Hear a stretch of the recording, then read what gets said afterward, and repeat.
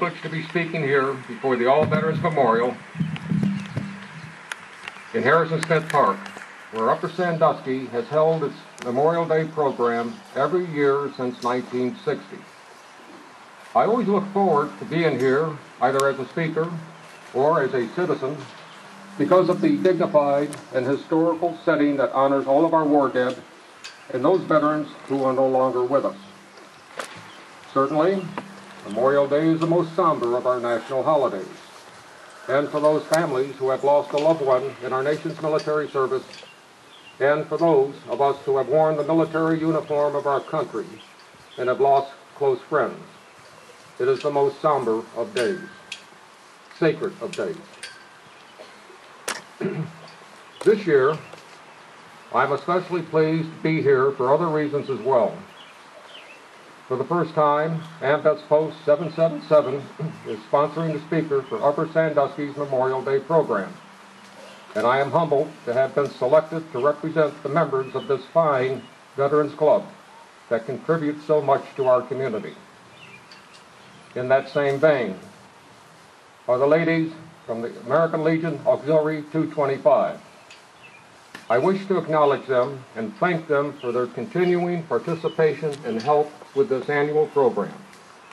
And this year, which marks the beginning of the War of 1812 Bicentennial, one of our auxiliary members will be reading for the first time ever a special tribute to our soldiers, sailors, and Marines who served and died during the War of 1812. By way of general background, the war lasted almost 3 years from June 18, 1812, when Congress declared war against Great Britain, through its formal end on February 17, 1815, when the United States Senate approved the Treaty of Ghent. Through our presence here today, we are remembering our servicemen who fought and died in this forgotten conflict, which occurred between two better-known events, the American Revolution and the American Civil War. Although sandwiched between these two epic military contests, the War of 1812 was no less important. While some historians believe it was nothing more than a stalemate, or a futile and costly struggle in which the United States had barely escaped defeat and disunion, others find that it was a glorious triumph in which our nation had single-handedly defeated Great Britain, the conqueror of Napoleon and the mistress of the seas. The latter historical conclusion is the most accurate. For sure, the war almost bankrupted our young nation, both financially and militarily. But we had no other choice except to address the issues that led to our declaration of war against Great Britain. These major concerns included the flagrant disregard of the American flag, when England ordered a blockade of American shipping, when it impressed our sailors into the service of the British Navy, and when its agents instigated raids by American Indian tribes along our borders, especially here in Ohio and in other areas that were part of the original Northwest Territory. To have ignored these transgressions would have encouraged further violations and would have led to the demise of our newly created country. The sacrifices of our men who served from 1812 to 1815 showed that they would eventually prevail against all odds on the battlefield and on the seas against the world's most powerful and professional Army and Navy. Their valor and dedication ensured that our nation would survive. Viewed from this perspective, the War of 1812 can rightfully be called America's second war of independence, because it demonstrated that our young nation was one to be reckoned with. And that young American spirit is perhaps best reflected in the words of Commodore Oliver Hazard Perry, when his naval fleet prevailed over a British naval squadron at Put-in Bay on September 10, 1813. Following this naval triumph, Perry sent a brief handwritten note to General William Henry Harrison at Fort Meigs. The message matter-of-factly stated, We have met the enemy, and they are ours. 2 ships, 2 brigs, 1 schooner, and 1 sloop.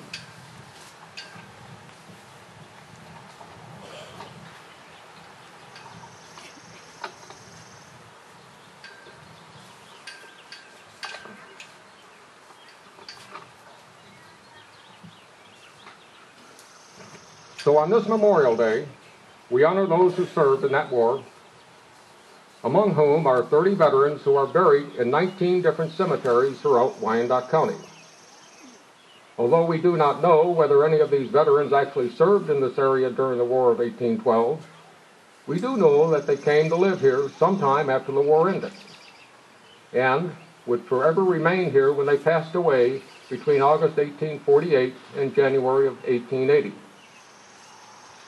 But most of all, we gather here to remember not only those who survived the war, but especially to honor the memory of an estimated 20,000 soldiers, sailors, and Marines who died in battle, who died of their wounds, and who died from fatal diseases while in the service of their country. Among the estimated 17,000 who perished from wounds and diseases are soldiers who passed away at Fort Garry, on the very soil of what is now Upper Sandusky, and who were buried in what is now the grounds of the Wyandot County Courthouse. Regrettably, no records seem to exist at this time that notes their names and units. Nevertheless, those who took their last breaths at Fort Garry can rightfully be called Wyandot County's unknown soldiers. And today's Memorial Day address is dedicated especially to their memory. There are many different paths that could have been taken today in discussing Wyandot County's role in the War of 1812. The Grand Encampment of August 1813 near Old Mission Cemetery, for example, or the supporting role that Fort Garry had in contributing to General William Henry Harrison's ultimate victory over British arms in October 1813. But many of these aspects have been or are being covered in the works of others, as is the physical layout of Fort Garry, which was situated on some 2 acres of ground where the Elks Lodge and Parkview Apartments are now standing. For our purpose today, we simply need to know that Fort Garry was one of 12 smaller forts or outposts that were situated on 3 major routes leading northward to Perrysburg, Ohio. It was at that central point where General Harrison established his main headquarters at Fort Meigs. Of these 12 outposts, Fort Garry and Fort Amanda, near present-day Spencerville, Ohio, shared many special common characteristics. They were important because of their location near the southern end of Harrison's defenses. These 2 outposts essentially anchored his left and right flanks. As a result, they served as important supply depots and training facilities for new recruits. Ultimately, they would assume the additional purpose of serving as rear area field hospitals and treating their own soldiers as well as the sick and wounded from the forward battle areas. And both forts would have the responsibility for establishing military cemeteries nearby for the soldiers who died there. Fortunately, we have some idea of what Fort Garry and its cemetery might have looked like because much of the terrain at Fort Amanda has not been altered in the last 200 years. Such an advantage offers us important clues in visualizing the probable layout and design of the final resting place of our very own Fort Garry unknown.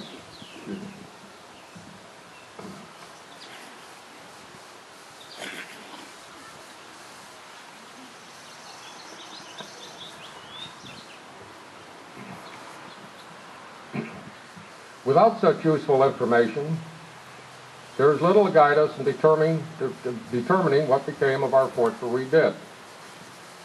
A sign outside the Elk mentions the fort along with other interesting historical facts about Kirby Hill. Also, there is a sign on the